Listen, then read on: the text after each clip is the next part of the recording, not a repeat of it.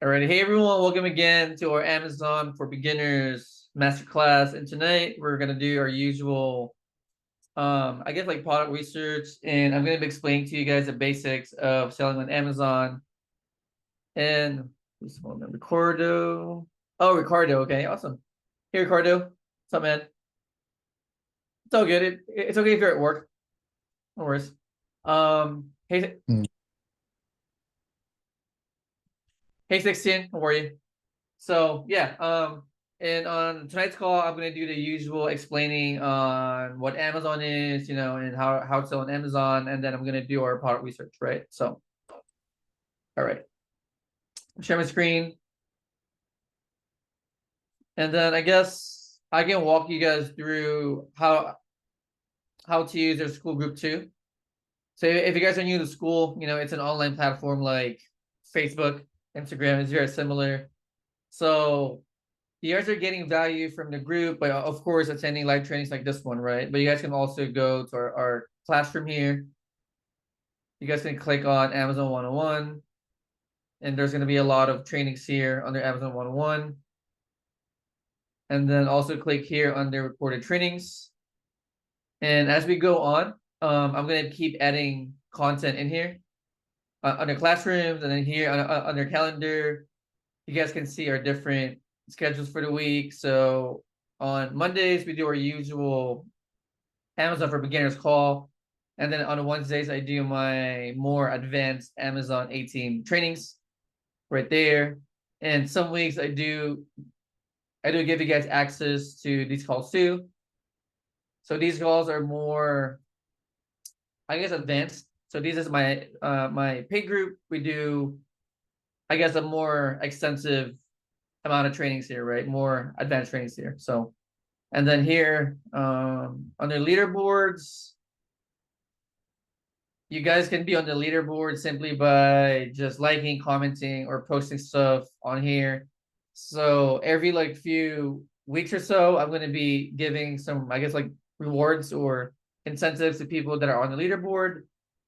So the reason for this is because people, um, school wants to gamify the platform, meaning school like wants to make it fun, right, for all of us. So they created this tab here to make it like a video game. So for you guys to play on the video game here, you guys just need to like and comment on school.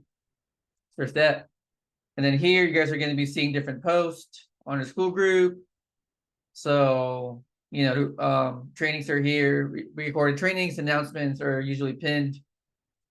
If you guys are currently selling on Amazon, there's also a product list that I provided for you guys. And then here are some different topics that people are talking about on our group. So yeah, that's pretty much it.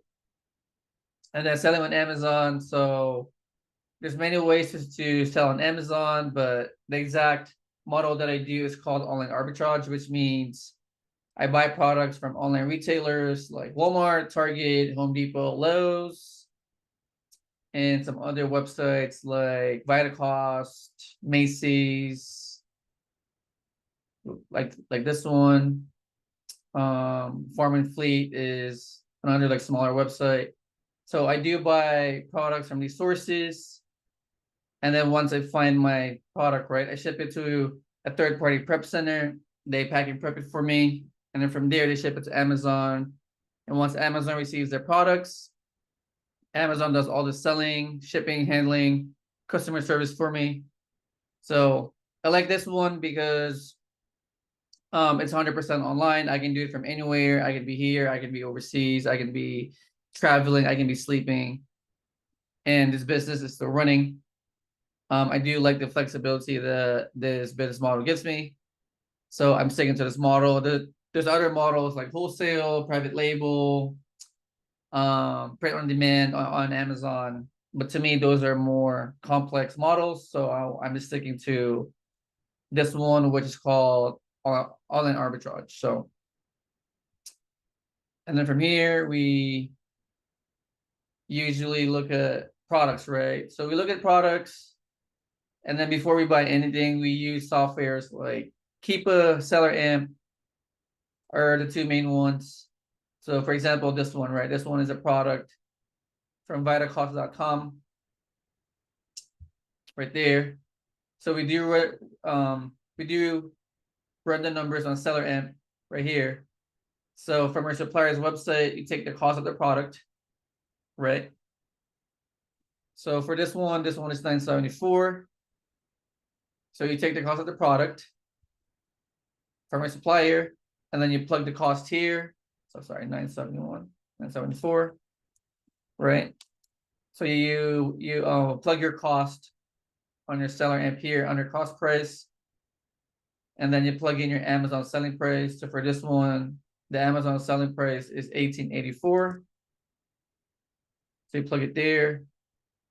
And I think on VitaCost, there's also a promo code. So let's see. So for this one, it's a 50% off, right? Code on VitaCost. So from here, I would go back to our seller amp right here, and then go to discounts. There, discounts. And then from here, I would plug in my discount percentage, which is 50%. So click on it. And then from here, I usually like to look at the ROI and sales per month. So for this one, it's giving me an ROI of about 14%. This product is selling at about 1,000 a month right there. And then from here, I usually look at the other sellers, right? And then I decide if I want to buy the product. So for this one, this product is selling it 1,000 times a month. That's giving me this first seller is giving you a negative 20%, right? ROI. And from here, the second seller is giving you a 15% ROI. So I guess now you guys need to decide, right? Would you guys buy this product? Let's see in the chat. So based on the data, would you guys buy this product? Let's see in the chat. So this product is selling at 1,000 times a month, right? It's giving you an ROI of, the first seller is a negative, right? Negative 20%. Second seller is at 15%, all the way up to like 68%.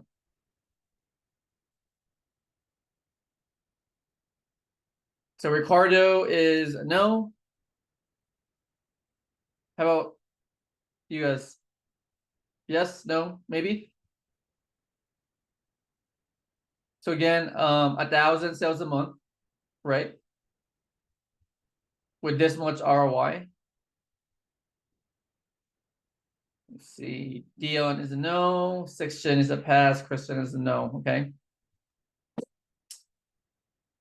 Yeah, this one is really tricky because the first seller here, right? The first seller is dropping the price really low, and it's giving you a negative 20% ROI, right? Which, of course, you're not going to do.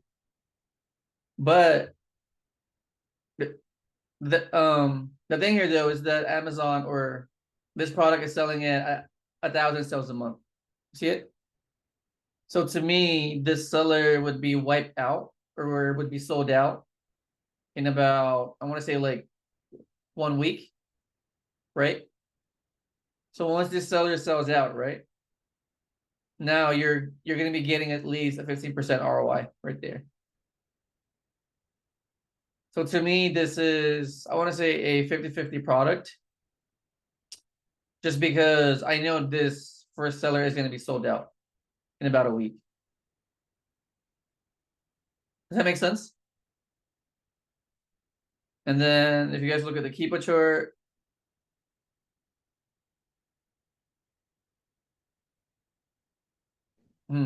actually, I might change my mind. So Amazon's on the listing,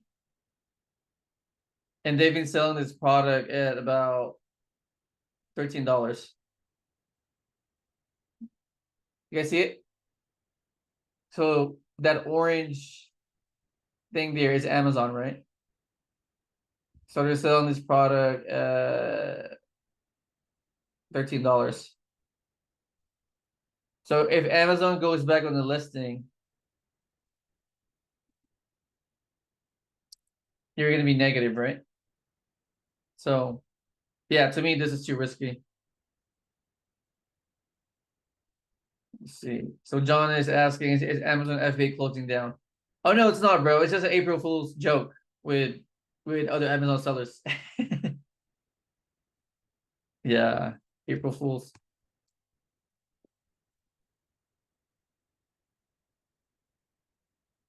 That's an April Fool's joke. Yeah. It's not closing, bro. All right, next product. All right, next product. Okay, so Rakuten is giving you a 15% cashback, right? And then Vitacost is also giving you another 15%. So you're getting about like 30% off between Rakuten and Vitacost. So your cost is 619. So 619. And then we're gonna add 30%, right? Because Rakuten is giving you 15% here. And then here Vitacost is giving you another 15%, right? Right there. So if you're in the numbers, this product is giving you a 47% ROI, 26 sales a month.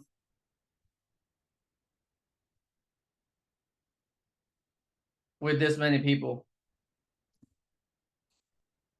And then if you look at the Keepa chart, I mean, the price, the pink line is the price, right? It's pretty up and down. So it's not really stable as far as price. So I usually look here in seller amp and then just kind of track the price here. So as far as the price, it's selling between about $15 to like $21, right? So this product is selling at 26 times a month at 48% ROI. Would you guys do it? Let's see in the chat.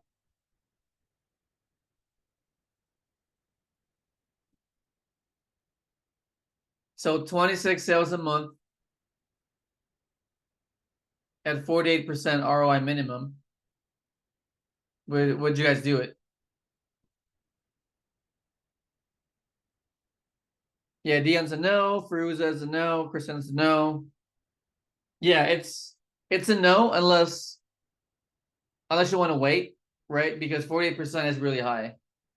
So depending on the person, if a person wants to wait, then this one could be like a good wait because of the ROI, right? But if not, it's a no. So there's really no right or wrong answer. It's just a matter of, do you want to wait or do you not want to wait? Because even if the product is selling slow, the ROI is really high, right? So for this one, it's going to be up to the person. If you're patient, this could be good because the ROI is really high. But if you're not willing to like keep your money in there and wait, then this one is going to be a skip. So yeah, that.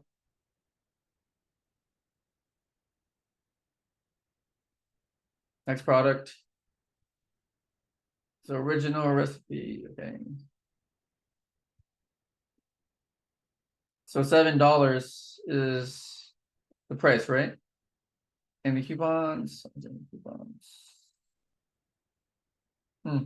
Buy two, select 10 $12 on each.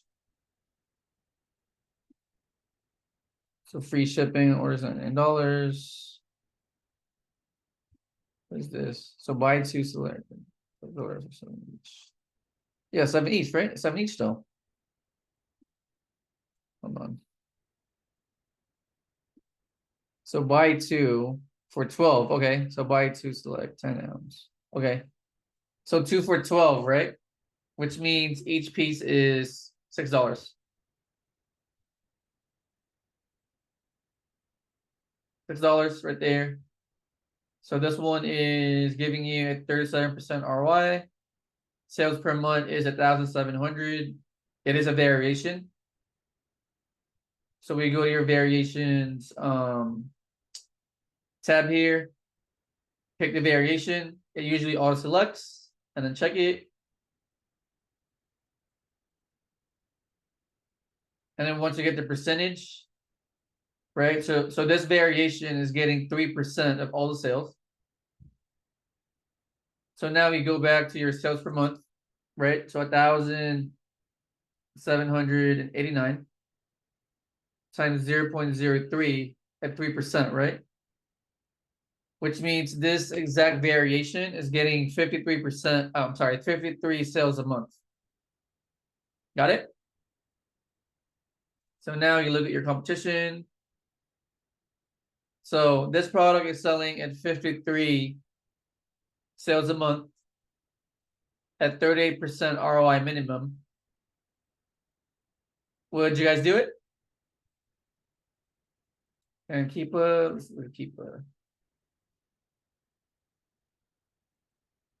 $17, okay. So price pretty stable. So again, 53 sales a month with this many people at a minimum of 38% ROI. Would you guys do it? Let's see. So Dion is a yes. Kristen is a yes. Sixten is a yes. I agree. This one is good. Right? 53 sales a month. I mean, competition is pretty, I want to say like on the low side, right? And your ROI is pretty high too. It starts at 30% all the way up to like 70%. So yeah, this one is good.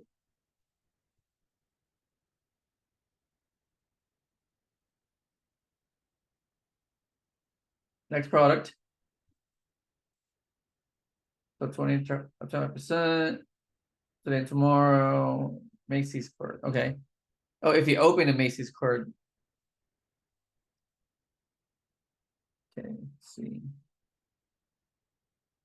So 1243. 1243 is the cost.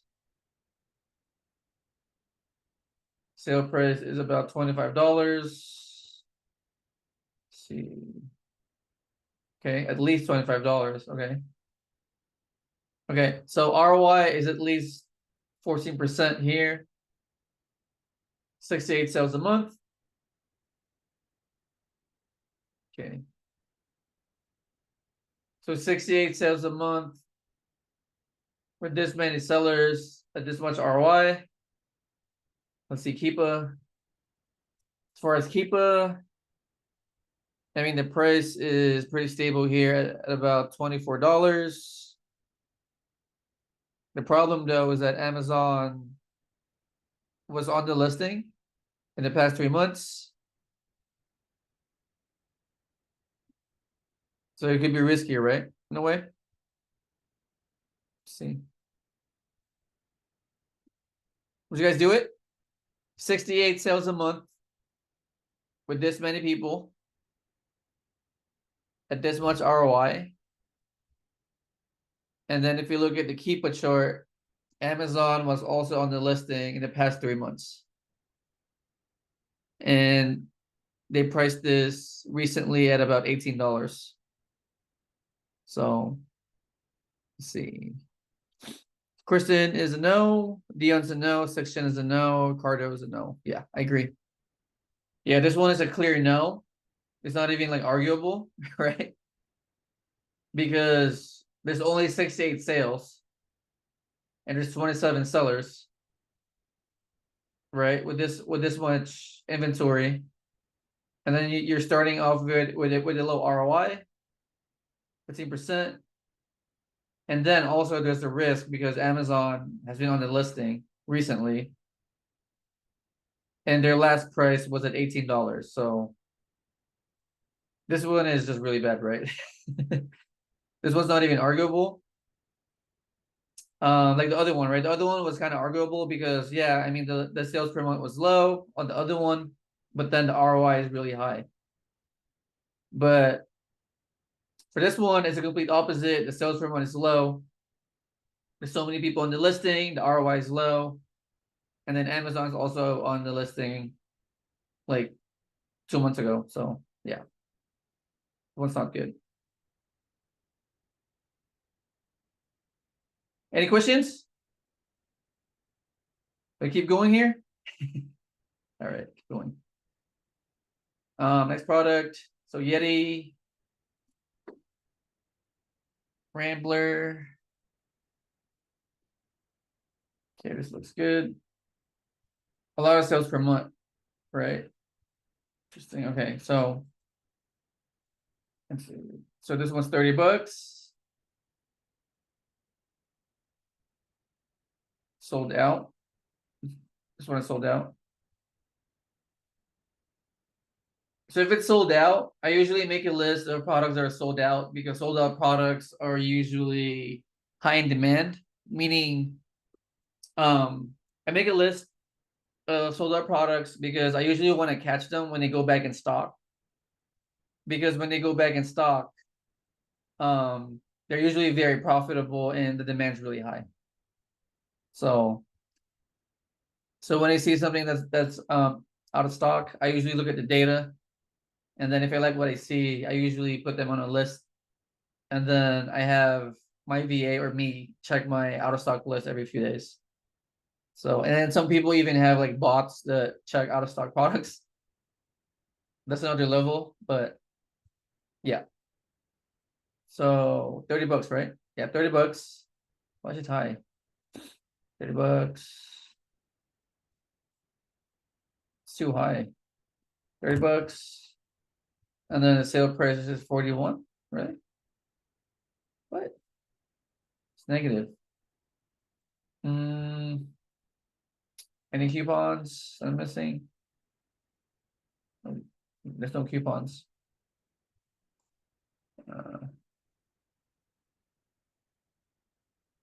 So experience. Sign up and save. Sign up for what? Is it free? One-time discount for you. Oh, they're charging for his website. And even then, right? 10%, so low. Yeah, this thing's not good. But yeah, let's just run the numbers for practice, right? So sales per month is 14,000. This one's a variation. So again, we go down our variations tab right here. You click the variation, black, then check it. Oh, 100%. What? Really? Okay, so this product is selling at 14,000 times a month. Wow. Interesting. This one's really good. The problem though is, well, first problem is this one is sold out, right? So we can't even buy this product. Second problem is this is priced really high at $30. So $30, and then if you sign up, you're getting 10% off, right? So let's see, $30,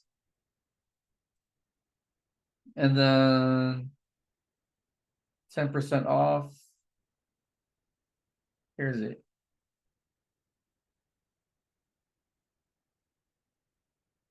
And 10% off, right? Right there.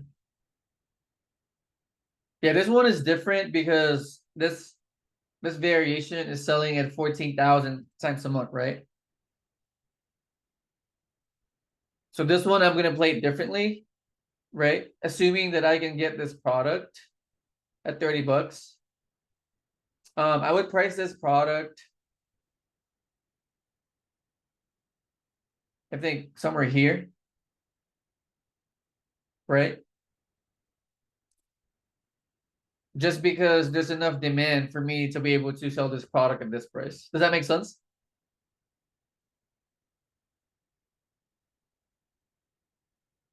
there's 14,000 sales a month, right? So to me, I'm okay with gambling with this product if I can find it. And then I would price this product, even if it's negative here, right?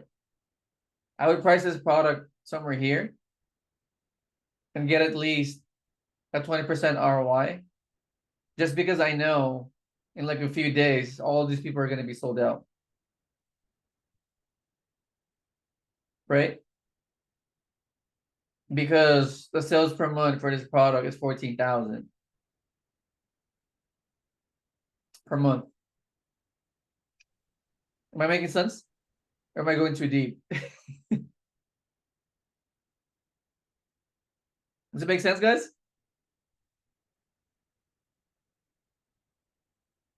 Yeah, so for this one, man, like this one, I would even go to stores, like physical stores, right? And see if I can find this exact same product because it's clearly sold online. Which means this one is a very hot seller. And yeah, at 14,000 sales a month, if I can find this product, it's gonna be good. So, anyways, did it make sense, you guys? What's up, Tony? Yo, brother. What's up, Figured man? I'd drop by. How are you? I'm doing good, man. Yeah, I just How's it? finished doing some basic product research here, so Oh, that's outstanding. yeah. You guys have any questions? Did you guys go through the Nike.com sale today? Huh? Did you guys go through the Oh, Nike.com sale? That was a big no, one today. this one is a beginner Zoom. So Nice, nice. yeah, we just did some basic product research right now. I remember like manufacturing margin so huge. Yeah, but they have a sale today, right, Nike? Yes. Yeah. So yeah, yeah, it's always been selling on Amazon for a minute. So he's saying that there's a big Nike sale right now. So if you guys want to source from Nike, you go to Nike.com, right? Let's see if you can. They're right here, Nike.com. I believe the cash back right now is I think 10 or 12% on Rakuten, so that's a nice additional margin. Yeah, that too. So spring sale up to 50% off, right? Right here. That's the one. It's Um, 20% off, and then if you're buying tax exempt, no sales tax, and then if you're using a gift card, it's another 5% off with your 12% cash back, plus a 2% from buying the gift cards. It ends up being pretty gnarly. Let me see the total. yeah. And then Rakuten gives you another 12% here. So it's like an effective 39% discount. Not that I would include the cash back in the cost of goods sold, but I think of it more like as a hidden margin that's like your backstop in case it goes against you. Yeah, for sure. Yeah, so for the beginners, I would just go to Nike.com, right? Look for products here, and then do like a reverse search on Amazon.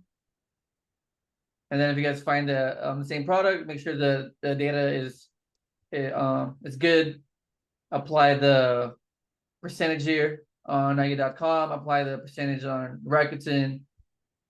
And then if you see on the chat, you can also apply other discounts there, right? Like credit cards, gift cards, sales tax if you're shipping to a sales tax free a tax free state. hmm Yeah, and then yeah, Tony added a lot more discounts there on the chat. So Yeah, if you do OA, it's fantastic. It's a bunch of mixing and matching, and not to mention like you can work anywhere in the world, which is phenomenal. I actually was going over to the sale with one of Luis's VAs today, so I'm pretty excited. nice. Love it. How's it going by the way with you guys? You guys are good? Yeah, we're good. I may have overdone it. I gave him 600 leads to review. Oh I got nice, to check okay. in on them. Love it. I went through the site and there was probably about 800 leads that are worth like reviewing. Because for me, it's a matter of just like, I call it qualifying leads into purchases because you'll just get that tentative match where you get the sales rank, the profit, the ROI, but then you need to do your due diligence because there's like two people can look at the same ASIN and come to two different conclusions. And there's like different buying strategies. Like you could like On day one of the sale, listing stuff merchant fulfilled is fantastic because like you get the benefit of the lower sale price, but the market hasn't responded to the lower inventory cost yet. So like if you can be first to market, like that's great. But since I do FBA, I'm concerned about price stability because like my product's not going to land till like 3 weeks out, and I need to make sure that the price is going to stay like the way it is. Yeah, for sure. Love it, man. 800 leads. Wow. There's a lot of products. Oh yeah, there's so much money. There's more leads than there is money to buy. Yeah, exactly right. It's super scalable. Amazon's super scalable. I can throw one up if you guys want to see one. Sure. Um, this one's a little challenging in that, let me run my numbers. I think I put 29.48 as my cost. If you wanted to load it on your screen, or I don't know if you want to screen share. I don't mean to like Oh, barge go in. ahead. Sorry. No, go ahead. Oh god, I have a bunch of stuff going on. So okay. So for me, I do 35.97. Since it's 25% off, you have to factor that in. For using decimals, it's 0.8. That takes 20% off. I don't pay sales tax because I ship to Montana. That state doesn't charge any sales tax. I buy gift cards from cardcash.com for 5% off. So I need to discount it an additional 5%. And that gets my cost at 27.33. So update it over here. And I'm looking at the buy box, 59 basically. And so for me, initially what I'm seeing right here with the offer count going up, I'm seeing more supply coming in than demand's going out. So that's just an initial like knee-jerk reaction for me to anticipate that the price might start coming down because competition might get they might get impatient because there's too much supply and not enough demand. And so price tanking could start occurring here. But when we're looking at how much margin we have to withstand the price fluctuations, I'm willing to tolerate that. And for me, for price stability, I always want to peek back at like what it was at its lowest point in the past 3 months. Because my logic is maybe somewhere else in the marketplace, the entry point, meaning the cost, existed at some point in time, and it might go back to $52. So I'm always like, I want to be aware if that's going to play out again. And so I kind of run my worst case scenario based off of that. And if it's something, I try and think of it like this is my downside. If I'm okay with it playing out $10 profit, there's 7% ROI, that's great. Because for me, like being at 59 is cool, but I think like I have bad luck, and I'm like, I'd rather take care of my bottom, my downside, and let the upside take care of itself. Because if I catch it at the top, that's great. But I don't want to base my decision on my best case scenario. I'd rather base it on my worst case scenario. So if it turns against me, like I already know if it plays out that way, like I'm divorced from the decision, I'm like, I'm not gonna be blindsided by it. Yeah. For me, then I like looking at data offers just to look at velocity. I do data offers, include historical offers, because I want to see people that stocked out. And I'm trying to look only at prime people. And so I'm looking like for stair steps. This guy just came in, so he didn't really have the benefit of selling through, but you can see 17 to 14. Those are potentially 3 sales that occurred in that time frame, and he's selling at like 54. What I'm trying to do right here is match up March 29th to what March 29th was over here to see what price he was selling at. So he was selling them at 60 if he was selling them, so that's good. That tells me there's demand at the $60 price point. But I'm mainly trying to see like this over here, like 4 to 1. This guy sold through at 63, so I know that there's demand at 63. This guy sold through in a relatively short period of time. And basically what I'm just trying to determine is like, okay, if someone sold through 5, I should be able to sell through 5. But I'm also trying to tally up, say there's 10 sellers that sold through 5 each, like that means the listing can sustain 50 quantity in that time frame. So then I'd feel more comfortable buying, say 10 or 20 or whatever the number is, up to 50. And so for me, like this one, I'd be comfortable buying like 5 to 10. And for me, I see it as, like I'm buying equity, meaning like I'm buying the profit and I'm waiting for it to convert into cash. And I always like to think of it like, dude, like someone's hourly is like $20 an hour, and I can buy their 5 hours of like wage income in one shot. I just got to wait for it to play out, Yeah. But that's kind of like how I do it. I'm all about like price stability, and then that the velocity is there, and then it's a matter of determining like the purchase depth. And I'm willing to take on more risk here because that 12% cash back on the Rakuten's there to catch me if it turns against me. So you have to have it run through its historical average, or I'm sorry, run counter to its historical average. It has to chew through that elevated margin you have. It has to eat through this 12% cash back, and that's before you even start to take a loss. And so it's like the likelihood of those 3 things happening is my hope is it's gonna be really minimal, and I'm willing to put or take that bet because I'm like, I want to stack the deck so much in my favor that if it fails, like it has so much has to go wrong before it fails for me to lose money. It's like my approach to things. Yeah. Love it. That's my little spiel. Thanks, man. Yeah, for sure. You guys have any questions, you guys? Hey, Kevin. What's up, man? You guys have any questions, you guys? Any beginner questions?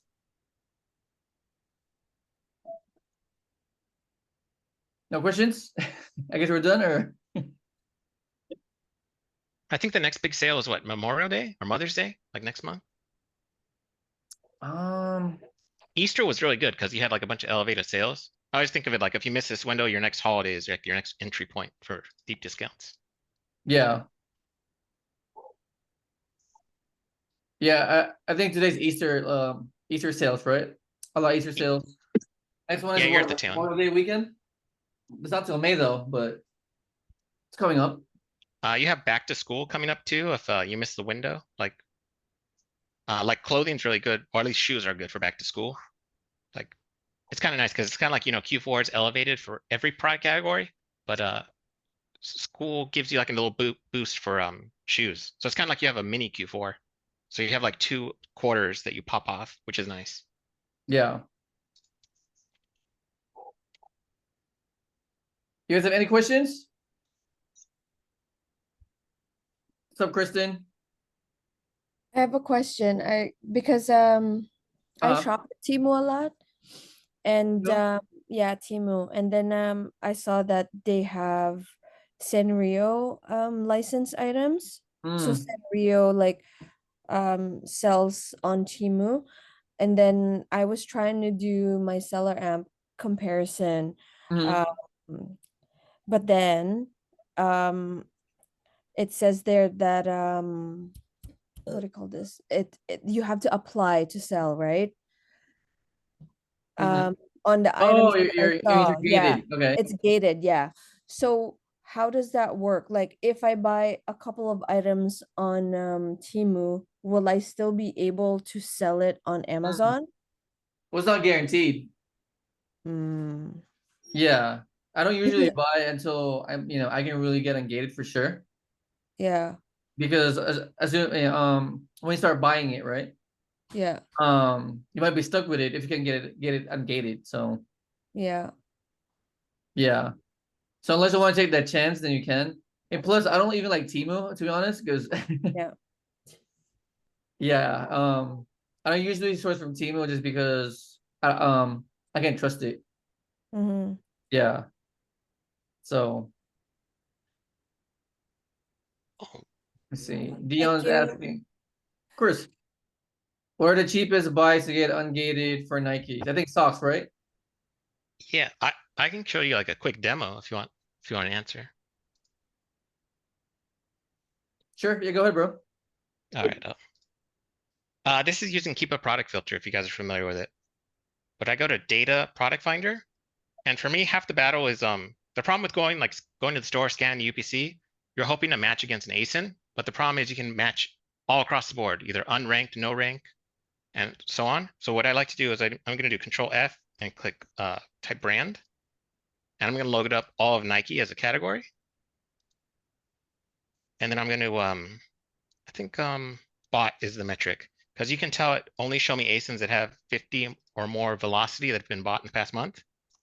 That gives me 3,000 items. Because what I want to know is that I want to start with something that has demand and work my way backwards. And so at this point, it's just a matter of, okay, I'm just going to sort it by price, lowest first. And then, okay, cool. Because for me, when you do the ungate, you want to do it with the lowest out-of-pocket impact on your bottom line, right? So the idea would be if this is selling for like 10 bucks, hopefully it exists out there in the marketplace somewhere for 5. And you have to go backwards and do your reverse sourcing from here. But at least this way, you know that you're matched to an ASIN from your start. I think these are easy to find. But that's how I would go about it. Because you don't know if the ungate's going to take a week or a month, and if you're buying like 10 of these, you can field 50 bucks. You don't want to buy like 10 $100 pairs of shoes because that would That would suck if it doesn't play out in your favor. But that's kind of how I go about like any type of ungating I'm thinking about. Like, let's find the demand first and then go backwards. But I guess I should probably show you guys how to actually do it. I think SellerAmp has like a little Google feature up here, right? Or it looks backwards.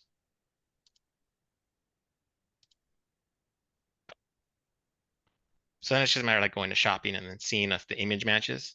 Tennis Express, Dick's Sporting Goods. And then just like matching up the photo. Because for me, it's a matter of my goal on this purchase is to get the ungate. It's not to make a profit. Like, I'll sell it at a loss and just consider it the cost of ungate. If you don't care about like the vendor, you can just return it and break even. I might be a little too honorable. But like, there's white, there's 12 bucks. So obviously this is going to lose a little bit of money. $12 cost, $9 sell price. I wouldn't recommend doing this one, but that's kind of like the theory. You're just gonna have to make sure to get your cost to a point to either break even, or if you're going to return it, then it wouldn't really matter because you're just getting the ungate. Hopefully that answers the question. Yeah, so I would just buy any, any like cheap products. Like socks are good. Socks or the headband that he showed is also good. So just buy 10 of those, or send an invoice, and then you should be ungated. Yeah. Any more questions, you guys? Would that ungate you to selling all Nike merchandise or just for, oh, okay. Yeah, Nike brand. Nike brand, yeah, yeah. Yeah, same goes with Adidas or Legos or Yeah. Sanrio. Yeah. Yeah, there's a lot of them, yeah. Okay. Yeah, Thank so you. if you guys, so for you, Kristen, for example, if you really want to sell a lot of Sanrios, right, then it might be worth it to get engaged with Sanrio Yeah, because you're going to be selling a lot of it. yeah, But if you're selling it one time, it yeah, might be yeah, worth the risk. So yeah. yeah, Okay. and same with Nikes. If you guys want to get engaged with Nikes, make sure that you're selling a lot of Nikes too. Because if you're only doing it once, right, Yeah. might not even be worth the hassle or the money, losing money over getting ungated. So yeah. Any more questions? I have another question. What Sorry. is it? I was supposed to ask this earlier, but I forgot. Um, for example, like our business, so we sell health and wellness, right? And we're trying to get into Amazon, but is it possible, for example, to contact other FBA sellers and sell it through them? Is Mm, that possible to do that? Because um, they're FDA approved everywhere, like most of the world. mm, So that wouldn't be a problem for Amazon to sell it on Amazon. But would that be like how is that approach on in your opinion? well, the product needs to be what's the word? It needs to be able to be sold on Amazon Mm, first. It is already like there. Yeah, it needs to be on Amazon first, and then once it's on Amazon, then you can target resellers to resell your product yeah. if you want, or just sell it yourself. Mm-hmm. Yeah, but it needs to be on Amazon first, Yeah. meaning um, meaning it needs to have a listing like this of your product. It needs to have an ASIN. Like it needs to be on the Amazon page like this, yeah. So that's more private label. And there's gonna be steps, right, on how to get your products on Amazon. So, but then once it's there, then you can have resellers like us, like resell your product. Tapos nandun na sa Amazon. Yeah. Okay. Yeah. So it has to, like, we have to have permission from Amazon first to sell the actual product, and then we can start. Yeah. Okay. Okay. Thank you. Yeah. Yeah. Great question. Thanks. Any other questions, you guys?